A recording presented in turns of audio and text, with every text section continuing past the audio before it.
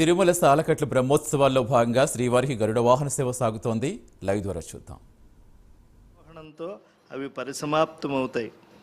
గోపికామణులందరూ కూడా భక్తితో ఆనాడు కృష్ణ పరమాత్మని సేవించినట్లుగా నేడు ఆ దివ్య భావనా భూమికలతో కళాభినయం చేస్తున్నారు.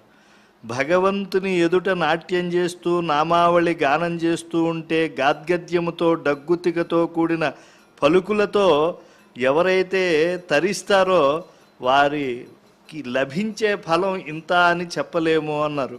భక్తి గద్గద రీతి వాగ్భరములలయ నటనమున గూడి గోపికానాథుమ్రోల నిలిచి కీర్తించు పుణ్యుండు నళిన బంధు దళన మొనరించి తత్వపదమున కరుగు.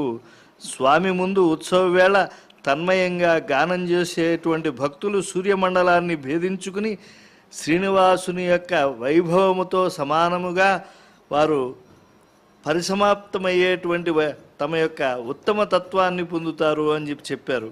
వాహన మండపంలో ఎప్పుడు ఆ యవనిక పైకెత్తబడుతుందో, ఆ వెళ్ళగొడుగుల కింద గోవిందుని దర్శనం ఎప్పుడు జరుగుతుందా అని చెప్పి భక్త బృందాలు ఎదురు చూస్తూ ఉన్నారు.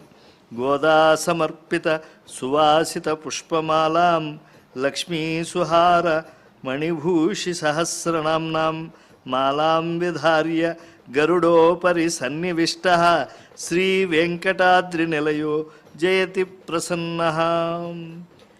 ఈ 5వ రోజే తిరుమల క్షేత్రానికి విల్లుపుత్తూరు నుంచి గోదాదేవి సమర్పించినటువంటి మాలికలను ధరించడం అనేటువంటిది శ్రీనివాసస్వామి చేస్తారు. అంటే నిన్నటి సాయంకాలానికే పెద్దజీయం గారు మఠానికి అవి చేరాయి.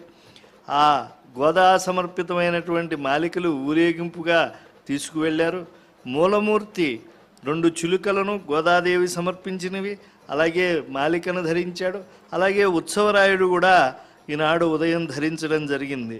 వీటితో పాటు స్వామివారు సహస్రమాలను దాల్చి మకరకంఠి లక్ష్మీహారాన్ని దాల్చి ఈనాడు దర్శనమివ్వబోతూ ఉన్నాడు. అందుకే అన్నమయ్య ఇటు గరుడని నీవెక్కినను పటపట దిక్కులు భగ్గని పగిలే అని అన్నారు. మరి గరుడ సేవ అనంటే భక్తులలో అంత ఆనందం, అంతటి ఉత్సాహం, తన్మయత్వం ఇవన్నీ కూడా గోచరిస్తూ ఉంటాయి. గరుడ వాహన సేవ కళ్ళారు తిలకించారు.